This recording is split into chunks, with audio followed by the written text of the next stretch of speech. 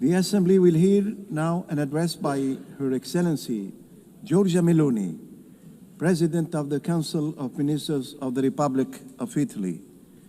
I request the protocol to escort Her Excellency and invite her to address the Assembly.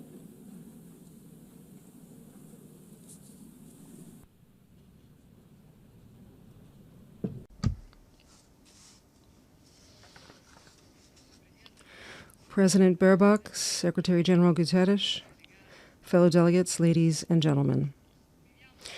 We are living a historical accelerated phase, rich in opportunities, but also, perhaps above all, dense with dangers. Suspended between war and peace.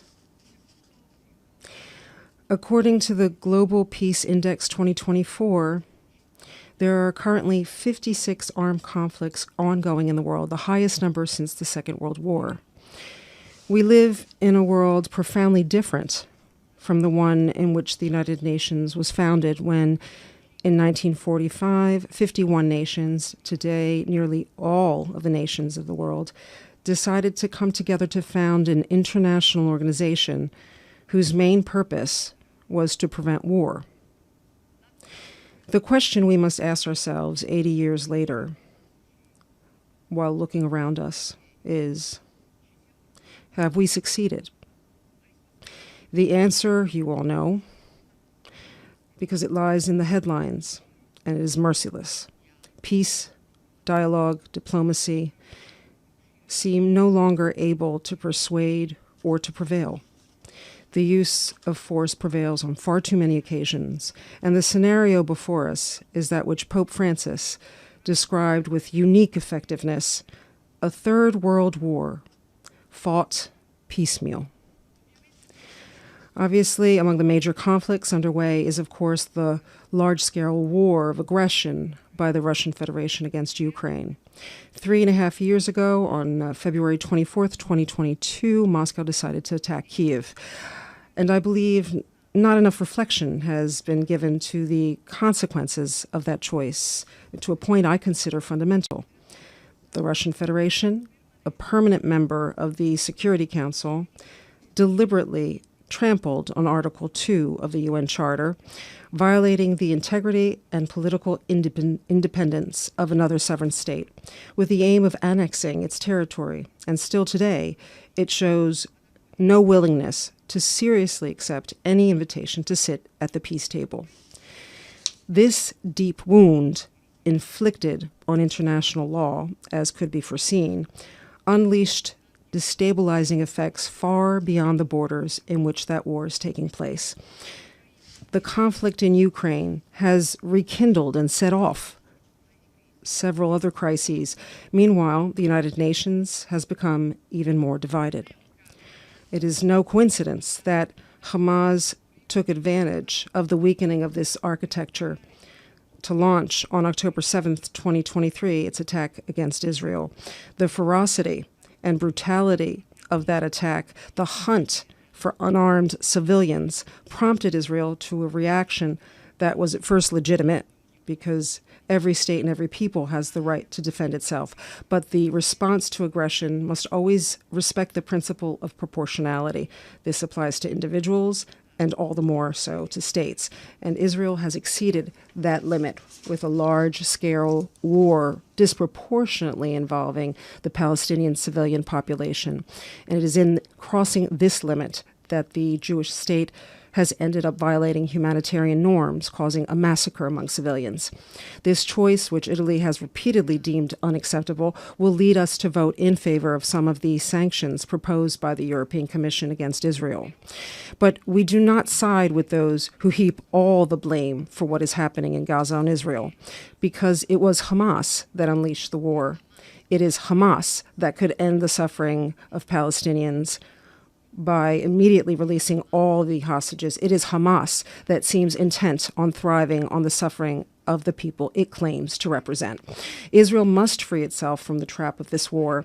It must do so for the history of the Jewish people, for its democracy, for the innocent, and for the universal values of the free world of which it is part. And to end the war, concrete solutions are needed. Peace is not built only with appeals or with ideological proclamations embraced with enthusiasm by those who in truth do not want peace. Peace is built with patience, with courage, with reasonableness. The children of Gaza, like those Italy is proudly receiving and treating in its hospitals, are asking for answers that can improve their condition. And to that we are committed. Italy is and will be there for anyone willing to work on a serious plan for the release of hostages, a permanent ceasefire, the exclusion of Hamas from any governance dynamic in Palestine, the gradual withdrawal of Israel from Gaza, and the involvement of the international community in managing the subsequent phase of the ceasefire, leading to the realization of the two-state perspective. In this regard, we consider very interesting the proposals that the President of the United States has discussed recently with Arab countries, and we are ready to lend a hand. We believe that Israel has no right to prevent the future creation of a Palestinian state, nor to build new settlements in the West Bank to that end. For this reason, we have signed the New York Declaration on the two-state solution. This is Italy's historic position on the Palestinian question, and it has never changed. At the same time, we believe that the recognition of Palestine must have two indispensable preconditions: the release of all Israeli hostages and Hamas's renunciation of any role in the government of Palestine. For those who unleash the conflict cannot be rewarded.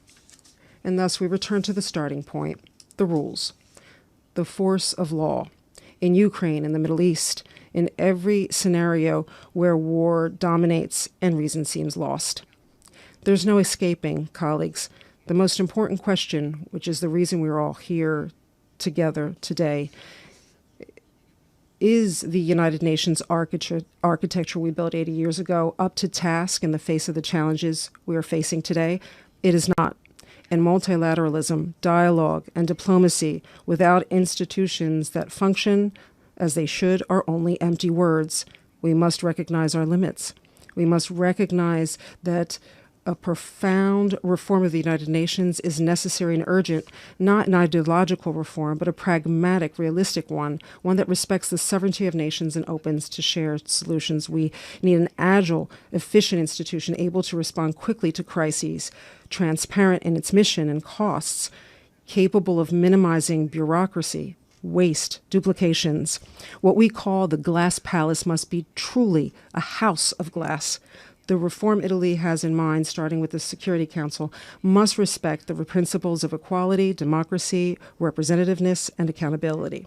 We do not need new hierarchies nor new permanent seats, simply because they would not solve the decision-making paralysis that has undermined the credibility of this institution. We are open to discussing reform without any prejudice, including on the basis of proposals already advanced by the Uniting for Consensus group. But we want a reform that serves to represent everyone better, not to give more representation to just a few. But to be effective, it is not only institutions we must reform, because we're facing a change of era. And this requires a profound revision of all the tools we have to regulate relations among nations and defend the rights of people, including international conventions. I'm thinking, for example, of conventions regulating migration and asylum. These are rules enshrined in an era when mass irregular immigration did not exist, nor did human trafficking.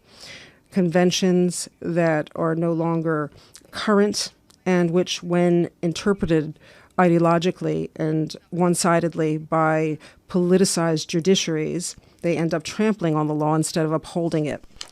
Together with other European states, we have raised this issue and tend to pursue it not to lower the level of guarantees, but to build a system that keeps pace with the times, capable of protecting fundamental human rights, while safeguarding the sacrosanct prerogative of every nation to protect its citizens and its borders, exercise sovereignty, and govern migration, which impacts citizens, particularly the most vulnerable. The international community must unite in combating human trafficking. The United Nations, like other international institutions, such as the European Union, cannot look the other way or protect in the end, criminals in the name of presumed civil rights. Likewise, the United Nations cannot hypocritically consider some human rights less worthy of protection than others.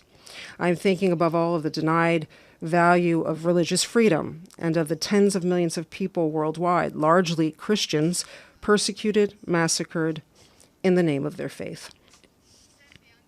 We also need a new model of cooperation among nations, but building it requires humility, awareness, and trust in the counterpart before us.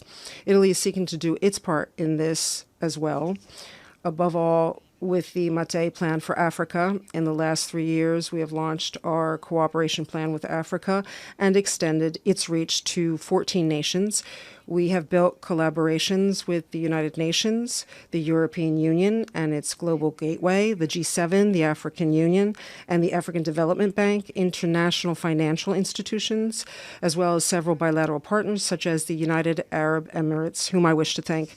This complementarity has earned us, last July, the honor of co-organizing with Ethiopia the third UN Food System Summit, the responsibility of being an active part of the major infrastructure project of the Lobito corridor between Angola and Zambia, the opportunity to build public-private partnerships that attract investment and deliver concrete results. As is happening in Algeria, where we will reclaim over 36,000 hectares of desert for cultivation, benefiting over 600,000 people. As is happening with the opening of the AI Hub for Sustainable Development, involving hundreds of African startups in the development of artificial intelligence, and as is happening with the extension of the Blue Raman cable to East Africa, linking India to European economies via the Middle East and the Mediterranean. We, unlike other actors, have no ulterior motives in Africa. We are not interested in exploiting the continent for the rich raw materials it possesses. Rather, we want Africa to prosper by processing its own resources, creating jobs and prospects for its best synergies with stable governments and dynamic, secure societies. But this path cannot avoid addressing an issue that can no longer be postponed: the debt of African nations. Italy plans to convert, over the next 10 years, the entire amount of debt for the economically least developed nations, according to World Bank criteria, and to reduce by 50% that of lower middle income nations. The entire operation over 10 years will allow us to convert into local development projects over 235 million euros of debt. This is an initiative to which the Italian government, especially in this Jubilee year, attaches great importance, and which we hope may serve as an example for other nations as well, because it is not only an economic matter, but one of justice, of dignity, and of the future. Dear colleagues, 30 years of blind faith globalization have ended. Its aftershocks were underestimated, and today we face unexpected consequences, which were not truly unexpected, grave in their impact on citizens, families, and businesses. Things have not gone well, contrary to promises made. And let me give you some more news. Things could get much worse if we do not halt the artificial creation of unsustainable production models, such as the green plans that in Europe and across the West are leading to deindustrialization far sooner than decarbonization. The conversion of entire production sectors on the basis of theories that ignore the needs and the economic capacities of people has been a colossal mistake, causing suffering among the most vulnerable social classes and dragging the middle class downward, imposing irrational consumption choices. Unsustainable environmentalism has nearly destroyed the automobile sector in Europe, created problems in the United States, caused job losses, burdened competitiveness, and depleted knowledge. And most paradoxically, it has not improved the overall health of our planet. This is not, of course, about denying climate change, but about affirming reason, which above all means technological neutrality and gradual reforms instead of ideological extremism, respecting the environment while keeping humanity at the center. Because it took centuries to build our systems, but only a few decades to end up in an industrial desert. And as I said many times before, in the desert, there's nothing green. Colleagues, delegates, ladies and gentlemen, this year, we're not only celebrating the 80th anniversary of the birth of this assembly, but also the 70th anniversary of Italy's membership in the United Nations, a double anniversary that places on us an even greater responsibility to uphold the founding principles and values of this organization. With the awareness that to do so, we must make the tools effective to defend those principles and values of our time so that our action may be more incisive and truly responsive to the needs of our societies. The choice that we have is simple. Either leave everything as it is, or take refuge in what is easy, or show our citizens that we will not waste the historic opportunity which this time, with its multiple challenges, has handed us to build a fairer and safer world. Because as St. Francis, the most Italian of saints, who gave his name to the city where this organization was born, said, "Difficult battles are reserved only for those who have exemplary courage." It is time, I believe, to show that courage. Thank you.